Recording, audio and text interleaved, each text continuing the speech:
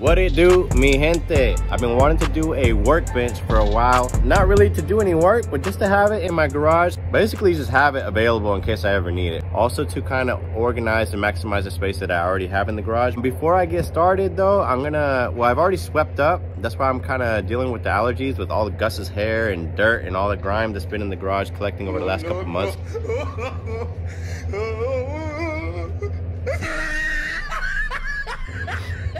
Also, and now I just kind of gotta organize the space, move everything out of the way, and get my dimensions together. I've already created a plan. I've been doing a lot of research, watching a lot of YouTube videos on people that have done their own workbench. So it's gonna be a DIY, but it's probably gonna be a little bit different from what you're used to. Not a whole lot of commentary, maybe just a lot of video footage, and maybe I'll go over and voice over with some commentary. But anyways, I'm already talking too much, so let's get this garage organized, get the space prepared so I can start working on the workbench. All right, y'all, so check it out. This project was a lot more difficult than I anticipated. If you decide to jump into this, make sure you have a lot of time, a lot of patience, and if you got an extra set of hands, make sure to bring them on board with you because you're definitely gonna need it. Damn, Polo, you really coming in like that? All right, so boom, check it out. I already put this all together, so I'm not gonna go back and edit it, so I'm just gonna correct myself here. You're gonna need 2 sheets of 6x8. That's right, 6x8 pieces of plywood. If you don't have a table saw at home, make sure you have the jabronis at the store cut these before you check out. You're also gonna need some 2x4s, some 4x4s, and to get the job done right, make sure you stay hydrated. All right, I spent way too much time typing all this stuff up, so it's time for y'all to start reading.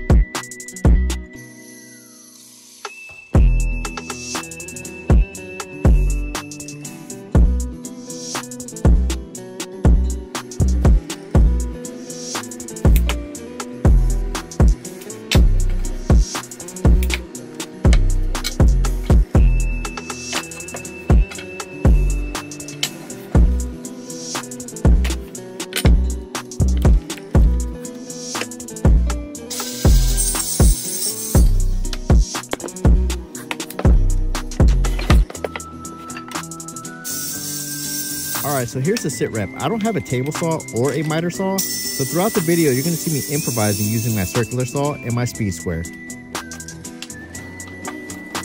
Alright, so right here I'm cutting out the legs for the workbench. I cut out 4 legs that are 38 inches long and 2 legs that are 35 inches long. I decided to do it this way because I didn't want the entire 10-foot long workbench to be the same height. That's right, multi-level workbench. It's gonna be epic. I decided I was going to cut out these notches so that my 2x4s can be laid in with a nice clean look. Here's a little Joe tip for you guys. 2x4s are not really 2 inches by 4 inches. They're actually 1.5 inch by 3.5 inches. And 4x4s aren't really 4 inches by 4 inches. They're actually 3.5 by 3.5 inches.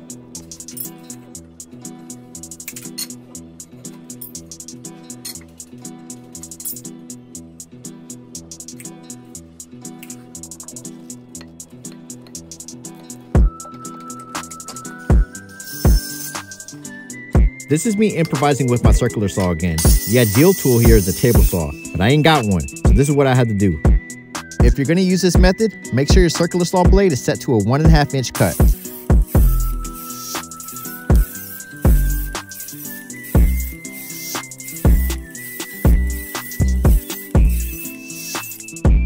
Alright, I'm not gonna lie, that was actually kind of satisfying to watch even though I was actually there.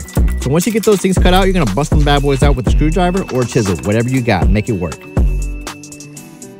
After you've cut out your legs, you're gonna have some leftover 4x4 material. Use that to put your legs together. It definitely helps if you have an extra set of hands around to help you out with this project. Luckily, I have my dad here with me, so thanks a lot, Dad, I appreciate you.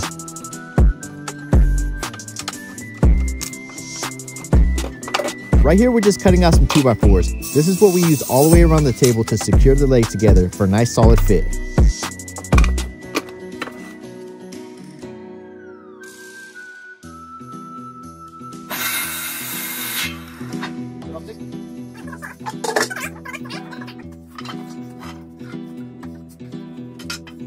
Hey, yo, is that Xonthebeat?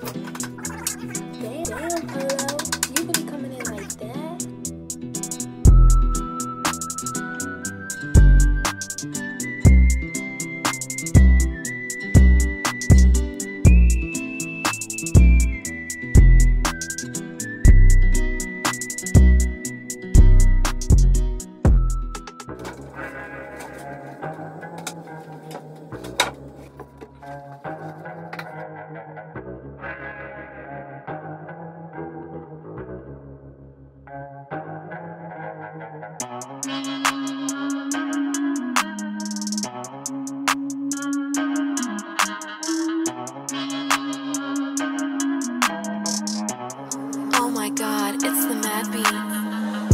Here's another Joe tip for you guys.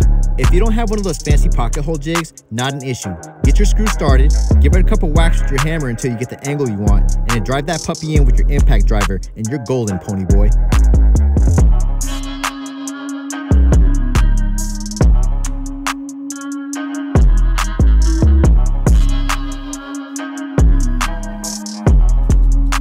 Alright, so look, to secure our 2x4s to our 4x4s, I use 6-inch lag bolts. This workbench is going to be solid as a rock.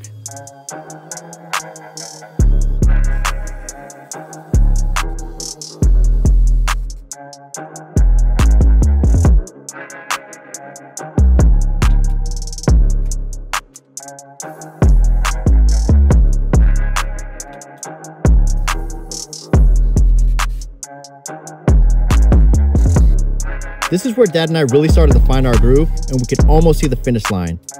To secure our top support beams, we use 3-inch deck screws on both sides. Oh my god, it's TheMadBeats.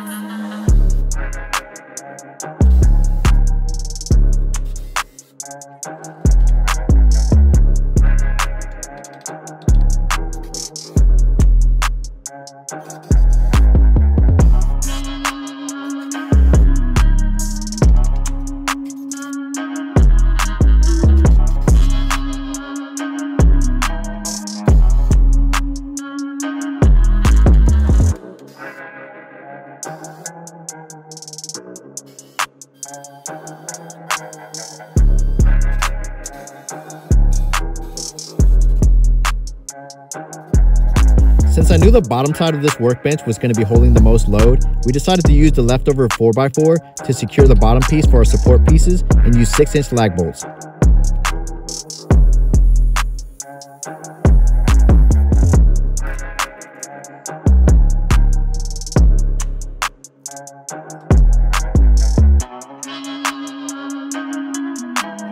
Oh my god, it's TheMadBeats.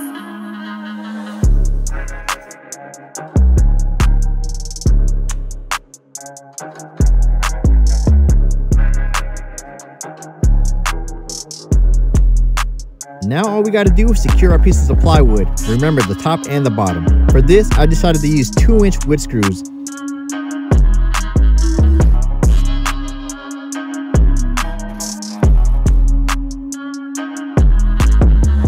And that'll do it, jabronis. You got yourself a 10-foot long, multi-level workbench strong enough for any job.